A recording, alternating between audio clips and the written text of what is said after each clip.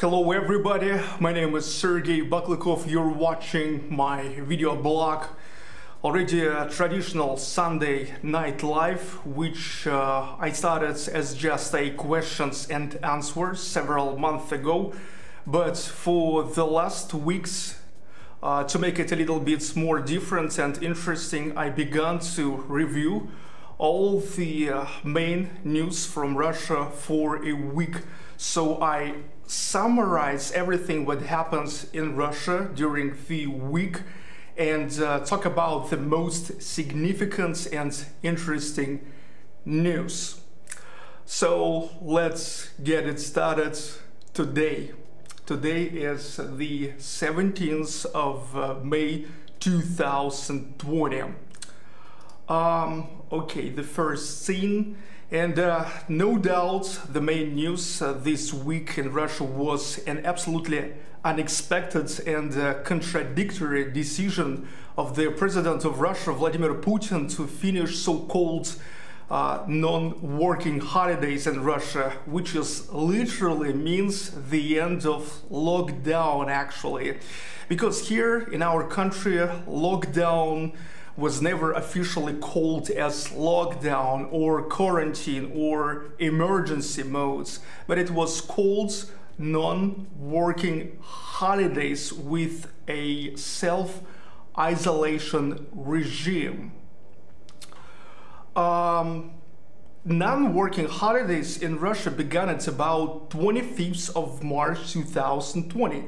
Back then, people yet was hoping that pandemic will come through Russia in a light form, because really Russia closed its borders with China, where from coronavirus began yet in January, and even in the beginning of April, when Italy and most of Europe already had thousands of cases. In Russia, we had only like a few of cases. But in May, the amount of people infected started to grow rapidly. So Putin, all the time, every week was extending the dates of the end of lockdown. So when previously he extended the non-working holidays to 12th of May, everybody was sure that at the 12th of May it will be extended even more. Because all previous week the amount of cases growing up rapidly and it was beating the records every day. Russia came to the moment when we had 10,000 cases every new day. Besides that, last weekend, the mayor of Moscow and the governor of St Petersburg are already announced that restrictions will be extended to the 31st of May. So the amount of daily cases growing up big time. Heads of two biggest cities of Russia already extended the restrictions to 31st of May last weekend. And after this, Putin's announcement on Monday seemed nothing but just a formal thing. That Putin just have to say this. But boom, he said, dudes, the end of non-working days, which is in Russian terms means the end of lockdown, because once again, that's exactly how officially lockdown in Russia was called here. It's non-working holidays, not a quarantine, not a lockdown, non-working holidays.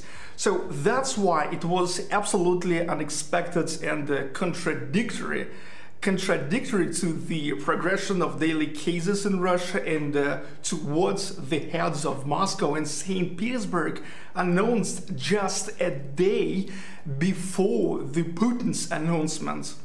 The thing is, it never means a complete freedom. You know, technically Putin allowed to get back to work, but restrictions for older 65 plus people completely saved. Also saved so-called mask and gloves regime, when everybody have to wear mask and gloves on public. Besides that, still works restrictions for all kinds of mass events. But at least people now don't have to apply for an electronic QR code pass in order to legally walk in the streets, drive the car, and even entering to metro stations. This old 1984 Orwell's shit was over, and that's a good thing. Also, later, the Russian Federal Service for Surveillance on Consumer Rights Protection and Human Well-being said that the dynamics of the ratio of death to all cases stopped growing, which is they consider as more important parameter than just the amount of new daily cases, which is also has up to 2 weeks delay because of an incubation period. So they tried to say that due to more complicated formula, the growth of coronavirus stopped growing. I'm definitely not a specialist in virusology, so I can't comment it, but just let you know what they say.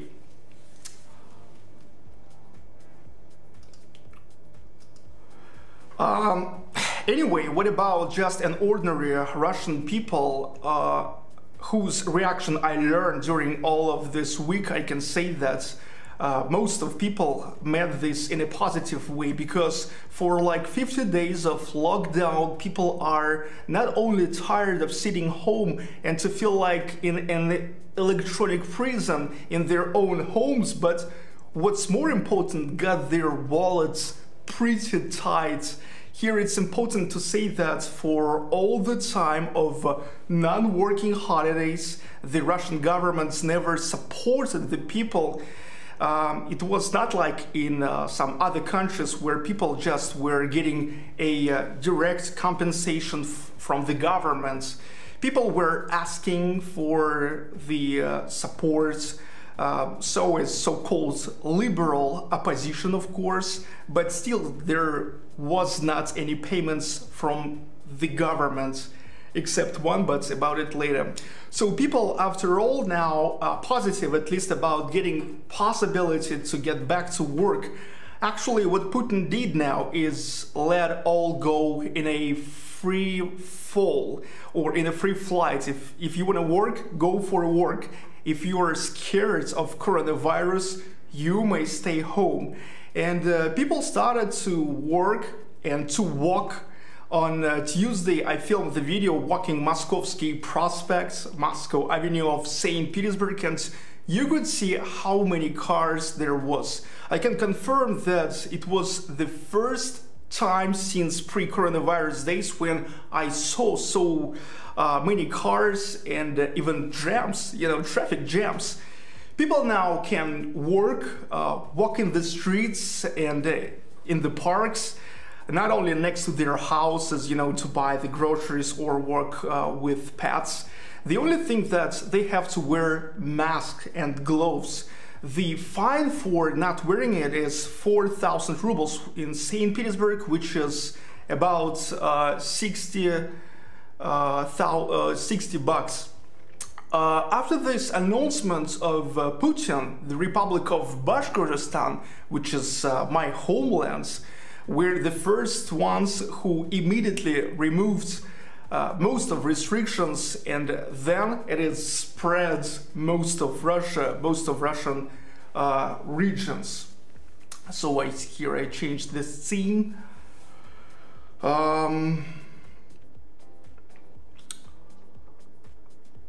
However, the heads of the regions all the time warn people that the mask and gloves regime is keep going. People have to follow for that, and anyway, to be careful that people don't have to relax now, because if the situation will start getting worse again, everything may get back to lockdown again. Like yesterday, they let a big shopping mall called Mega in St. Petersburg. They got it opened, but today already got closed again because thousands of people like crazy after a long shopping hunger, came there with no care for social distancing. So they still require people to follow for the security measures. 65 plus people are still not allowed for a free walk, and mass events are prohibited. Moscow regime of gloves and masks working in Moscow. There in Moscow, in a metro, in a subway, you can't enter without this. And they started to sell the masks and gloves, the sets in a vending machines there. So if to summarize this, all I can say that many restrictions in Russia still works, but they canceled non-working holidays. With this, Putin is definitely set an oriental point for the government to begin rolling all of this off and to get back to normal. Many Russians probably would prefer to keep staying at home if they would get compensated. But if not, come on, if you're not paying the money, then just let us to work. If there is no pay, the money, then it's just a joke. That's how regular people are thinking about this. Now let me change the scene and to switch to the next news. But some money Russian people, however, will get, and I guess it was the next big thing in Russian news this week. Putin also writes in that same announcement, said that absolutely all Russian families with kids will get a one-time payment in amount of 10,000 rubles for each kid in a family. This is about $150. Several million families are already applied for this contribution on the website, which is called Gosuslugi. It means government services. It's an official government site where you can get all possible services from the government. All of those that just can be done online. In the first hours after Putin's announcement, this site was overloaded, of course. The payments will start to be paid at the 1st of June. But the contradictory part was the age limit. The support will go only to kids not older than 15 years old. It's up to kids who are 15 years old included. So people really pissed off with this, because here kids are usually supposed the kids who are until 18 years old. For example, only since 18 you can get a driver's license here, and since 18 you can buy an alcohol. And now I guess it's time to for our traditional section, which is coronavirus statistics. Unfortunately, these days it's a regular, and let's see. Well, now in the world already 4.7 million people infected and 313,000 died so far. In particular, in Russia, it's 282,000. 2,681 died, and in Moscow, most of cases, more than a half in Moscow, 142,000 people infected and 1,503 died so far. It's nothing new regarding the fact that the largest amounts of cases is in Moscow. Because it's the biggest city of Russia, and also this is the biggest transportation hub, and that's the most visited city in Russia. In St Petersburg there's over 10,000 cases, and over 67,000 people in Russia already recovered. Recently, Russia got to the second place in this best rating of total amounts of people infected in the world. The United States is in the first place now. Next thing, let me see the next thing. I told you before that 2 weeks ago the Prime Minister of Russia, Mikhail Mishustin, was infected with coronavirus. Now, on Tuesday this week, the press secretary of Putin, Dmitry Peskov, got infected too. Also, in the same time as the press secretary, he said that Mikhail Mishustin is already better. Of course, the journalists first of all were asking when he saw Putin for the last time. But he said that he communicated with Putin in person already for over a month ago. It is also warmed up the rumors that at the moment the president of Russia is located somewhere in a secret bunker. Well, anyway, in my opinion, it makes no sense because, well, everybody knows that all the presidents have a bunkers. So nothing new here. In the same time, who really cares where exactly he is self-isolated himself? So there's nothing, you know, like special about it. Dmitry Peskov, the press secretary of Putin, he got infected with coronavirus. Yeah, okay, the next news. Okay. The head of Federal Medical and Bacteriological Agency in Russia, Veronika Skvartsova, said that by statistics of people infected in Russia, people with the second group of blood are getting infected most frequently. 35% of residents of our planet has the second group of blood. But the most popular group of blood in the world that people have is the first group of blood. So really it seems like somehow coronavirus addicted to the second blood group, you know. Okay, next thing. Sergei Sobyanin, the mayor of Moscow, told about 5 things to normalize the life in Russia, in the regions of Russia.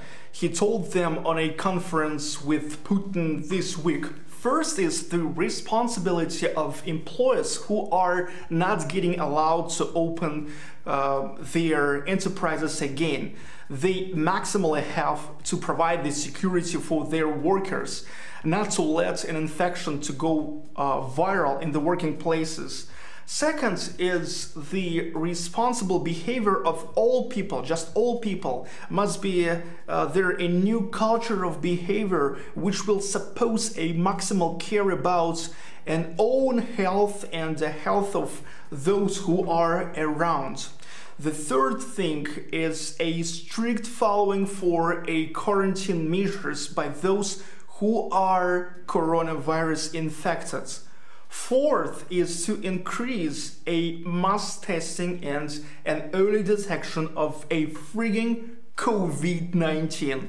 And the final fifth thing is a permanent readiness of medical powers of the cities and regions to help their residents, even in conditions when and if the amount of people infected will start to grow again. That's 5 things from Sergei Sobyanin. He is the mayor of Moscow. Okay, now about some really bad news. You know, it's tragic news. Unfortunately, the beginning of this week became pretty bad for St Petersburg here, St. George Hospital in Russian. It's Больница Святого Георгия got on fire and 5 patients there are died. All of them were coronavirus infected and located in the same hospital room connected to ALV, lungs ventilator machine. They said ALV machines are working on a maximum now.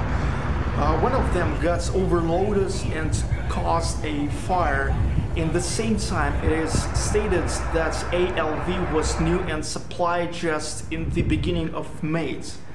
After this, Alexander Beglov, the governor of St. Petersburg, is ordered to recheck the ALVs in all the hospitals of the city of St. Petersburg. The relatives of people who died will receive a compensation in amounts of 1 million rubles, which is about 15,000 bucks. It's not that much, but something. All I can say about this is nothing but a weird irony of fate that the machines that actually had to recover people just killed them. Also, what must be curious for my American viewers is that same ALV model Aventa M were recently supplied by Russia to the United States. In the United States, they said that once these ALVs never was used there, they recently were in reserve in case if the situation in New York City and New Jersey will get even worse. American medics now will follow for the results of an investigation here in St. Petersburg, and if it will show that the fire happened because of imperfection of ALV construction, they said that they will return the machines to Russia. Meanwhile, the company which produced these machines said that they supply them since 2012 and there never was the problems. So they suppose that was interrupted the security rules of using the machines. Next news, dudes. It seems unbelievable, but last week I told you that Russian Orthodox priests keep dying because of coronavirus in Russia. So is this week. One more priest just died, and again it's a priest of the Holy Saint Sergius Trinity Lavra. It's Archimandrite Ilian. This is already the fourth or even fifth priest who died in Saint Sergius Lavra. This is actually like another irony of fate, because in the very beginning of coronavirus pandemic in Russia, an Orthodox church was the one who resisted making any limitations because of coronavirus. Let me also remind you that unfortunately the beginning of pandemic in Russia came to an Easter holidays, and Easter holidays are the most profitable days for an Orthodox church. It's a time when most people are coming to churches all over Russia and making the biggest donations. Churches never wanted closing their cathedrals. It was a very uneasy process for them. Now priests are dying from complications caused by coronavirus, and this is really an irony of fate. In the same time, another contradictory thing from Russian State Duma, that they supposed to open the churches for believers again, following for sanitary norms. Those in Duma, they now offer to create the rules and new standards of work for cathedrals in conditions of coronavirus pandemic, which are gonna protect the believers who will coming to the churches. Also, if to continue the church subjects, let me tell you that in the world, 14th of May became the day of a total prayer for a rescue from coronavirus. Pope Francis in Vatican at the 14th of May announced that day as the day of a prayer for the end of coronavirus. He called all believers, no matter what religion, just to unite in a praise that to make closer the day of the end of deathful COVID-19 pandemic.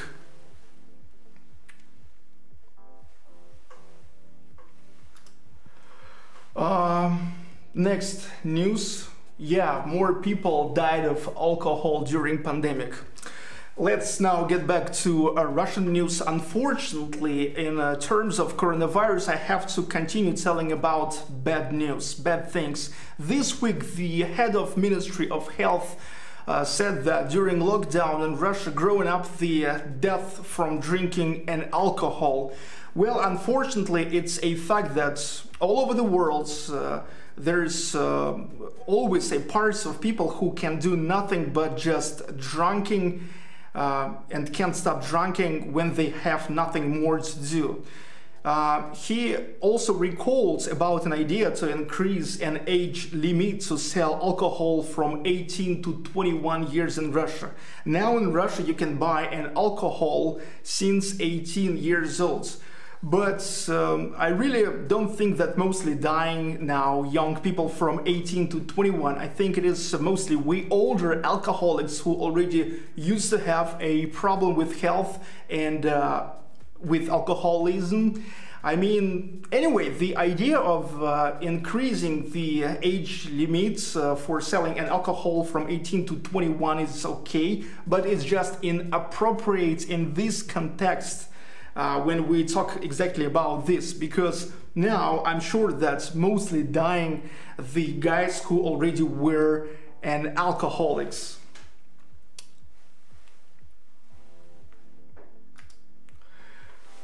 Let me change the scene. Okay, now let's go already to the economics. In the government, they are already stated that tourism became the most damaged industry in Russia during the pandemic, same as I guess in many other countries, because it stopped completely. In the same time, they still hopes that touristic season will begin in the country in the summer. They still have such a hope. However, tour operators of Russia has already started to cancel the tours of Russians for June, especially the foreign tours outside of Russia. Operators stated that at the moment absolutely nothing is clear, so they cancel 100% of international, at least international tours. By their words, when and if something will change, the people just can't to book the tours again. Meanwhile, some better situation might be for an internal domestic tourism inside of Russia, because many tour companies of Russia are already offered to exchange people's international tours to domestic tours, because it seems one thing which is obvious for now is that the domestic tourism will relaunch sooner than an international tourism. Association of Tour Operators of Russia said that State Duma is already considered the law about vouchers, which tour operators can offer the customers instead of money refunds for an international tours they bought before. I at first met this negative, like on a parliament level. Tour operators just want to avoid refunding the customers, but then I found that another feature of voucher is gonna be a possibility of customers to move already paid international tours for a later dates. Anyway, though it's absolutely obvious this or that way, but vouchers are gonna completely block any possibility to make just a natural money refunds. Exchange your tour for another tour or postpone, but no money back. So the government still hopes vacation season in Russia will happen. Gelendzhik, this is a touristic city in the south of Russia, already announced that they will be ready to meet the tourists this summer, but again with some rules and restrictions. Like first off, the social distancing and masks. They said in Gelendzhik there will working 23 sanatoriums, which will be able to host up to 10,000 people. Crimea, which is another pretty touristic region, is already announced that since tomorrow, Monday, 18th of May, they also cancel the self-isolation regime except older 65 plus people. This decree is actually already signed with a head of Crimea.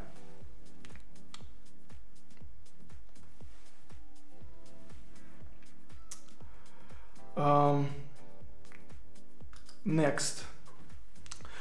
Okay, a big collapse in a touristic industry sure affected an aviation in Russia. Russian airline companies during a pandemic reduced their flights for 92%.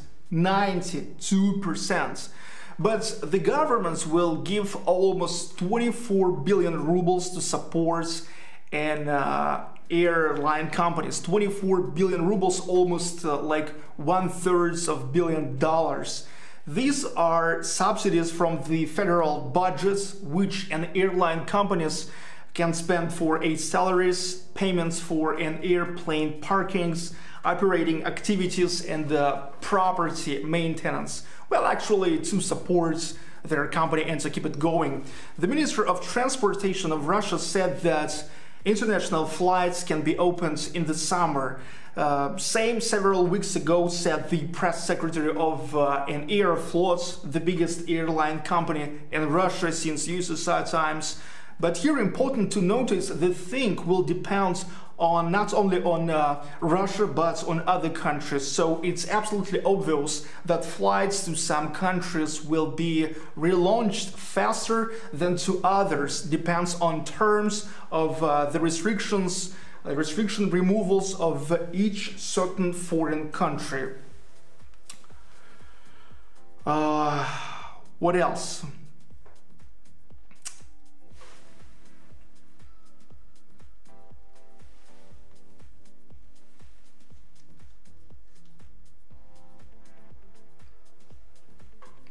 Where is my next scene?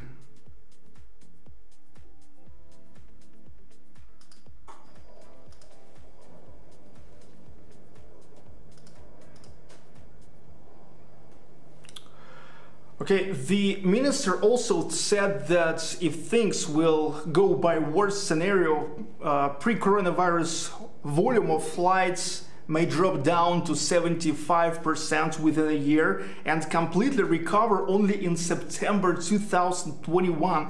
But in most optimistic scenario may happen so-called V-looking recovering, when all hungry for travels Russians will start traveling like crazy, and in the same time other countries will let them coming.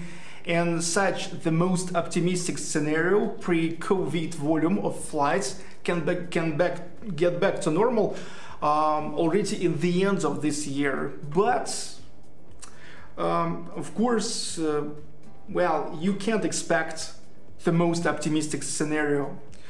So that's what was about the matters in the skies. Now what's the situation downstairs on the grounds? Russian car industry recently suffering also the largest fall of retail sales. It's the most dramatical fall in all the history. During pandemic, the sales falling down to 73%. You know, and especially this difference is so clear compared to the sales they had just in March 2020, not March 2019. Because let me tell you that in March in Russia, the coronavirus pandemic still was considered as a joke. The sales of premium cars in Russia also fallen down big time to 60%. However, during pandemic, Russian people kept buying premium cars. The most popular brands turned to be BMW and Mercedes. Anyway, it became the largest fall of the sales of premium cars in Russia as well. So it is definitely going to be a serious challenge for cars dealerships in Russia. However, there's a chance that industry will recovering faster than others, because anyway, people always, like buy groceries and buy the cars, right? So people always buy groceries and the cars in case if they have money. But we can expect that now less people will have more money, because now I will tell you about the next no good statistics reported in news this week. The share of car secured loans in Russia during pandemic growing up 12 times 12 times. Can you imagine this? It tells that people are really in need of money now, because car secured loans, people usually ask for when they can't get just a normal loan without their stuff secured. By the words of experts, like at least 24% of people who were asking for car secured loans were asking them to cover another loans. The most popular car brands that they secured the loans was Hyundai, Kia, and Toyota. And that also tells that, you know, financial crisis now affecting first off non-rich people, like a working class and office clerks, because it's well, it's obvious those, because it's pretty logic. You know, richer people have a bigger amounts of money and can resist the crisis longer before they will secure their cars for a loans.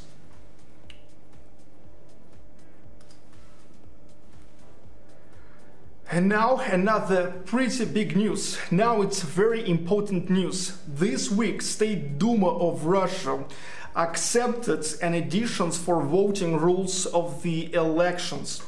Those additions now let to vote remotely, like by mail or through the side of government services.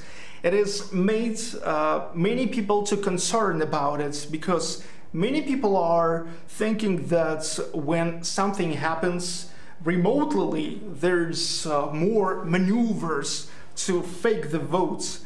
Opposition of Russia, the liberals related, and you know, such a fast acceptance of changes into the law of elections as the tool which is gonna help to win in the voting for a changes to recent constitution of Russia.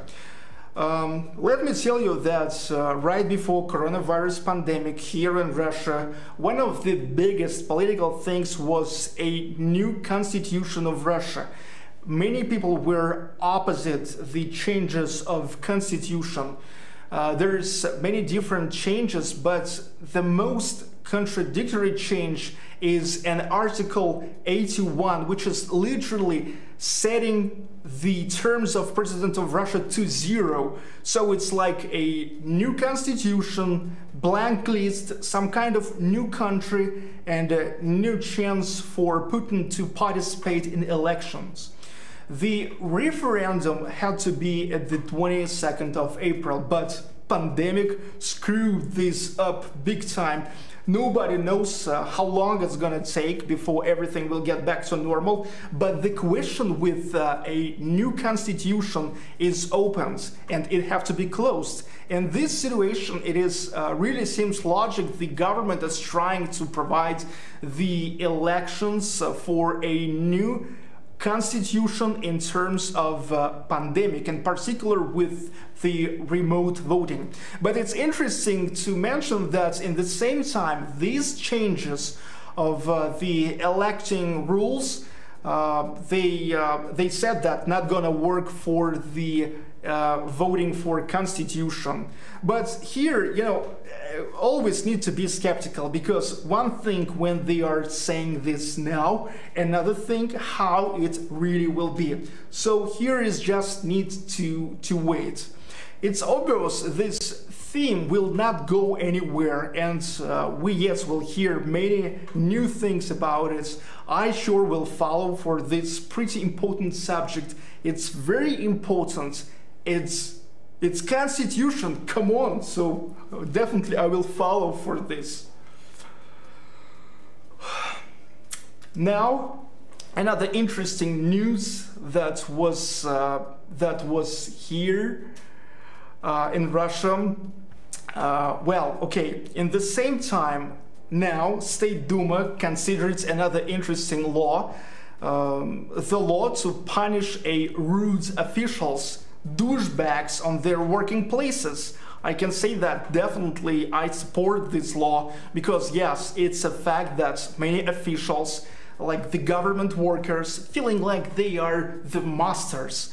They are completely forgetting that they are the servants of people, of the community, of the society, on whose taxes they are living. They are not a master's servants.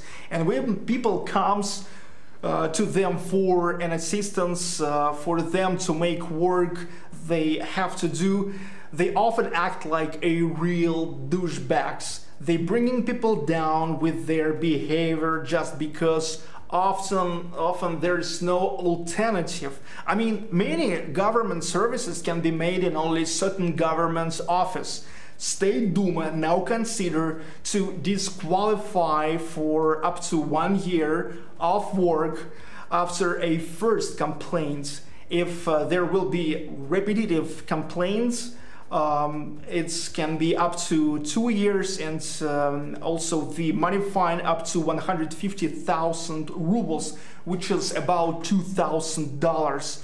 Well, it's good if somebody in Duma this way want to help to raise a prestige of Russian government's officials, which is now, to say honest, well, kind of low, you know.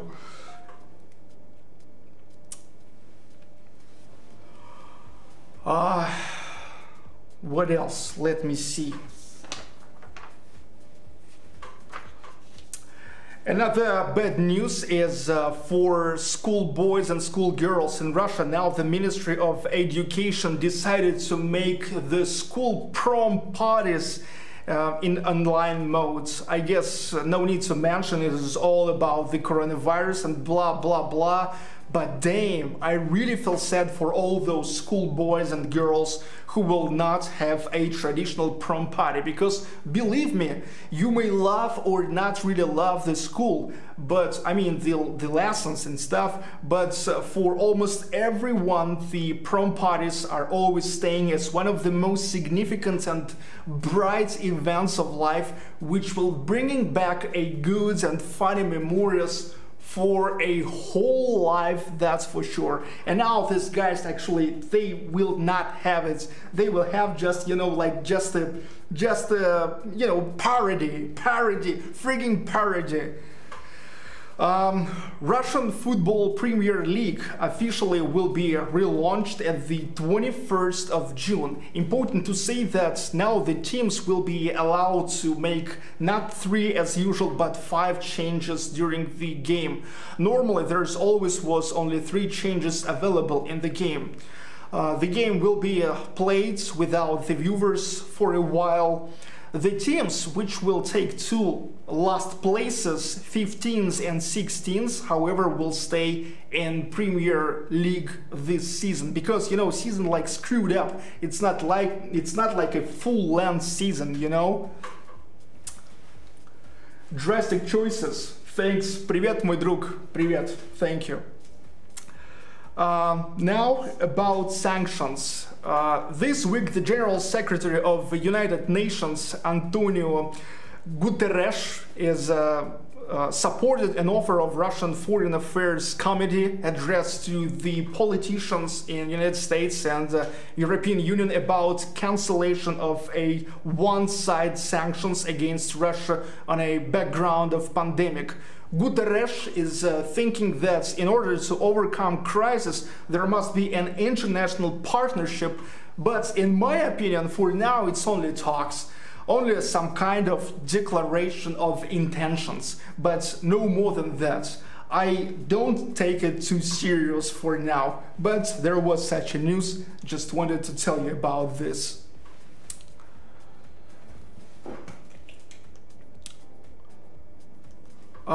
Another interesting news that, you know, an Instagram page of Ramzan Kadyrov, the head of Chechen Republic of Russia, recently got blocked there on Instagram. The representative of Facebook, to whom now belong Instagram, reported that it was blocked due to personal sanctions of the United States against him.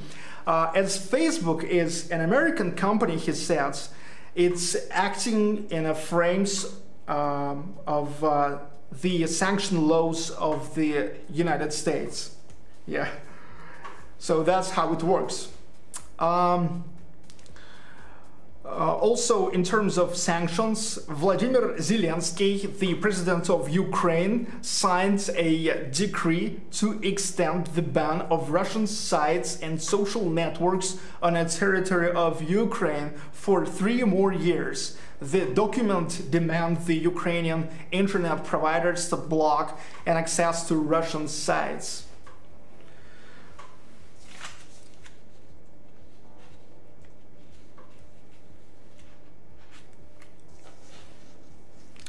And also some news from the life of oligarchs. 3 Russian oligarchs got into the list of the richest people of Britain. Those are Russian businessmen Alisher Usmanov, Mikhail Friedman and Roman Abramovich. The richest one is Alisher Usmanov. Sunday Times rate his wealth as 11.68 billion Great British pounds.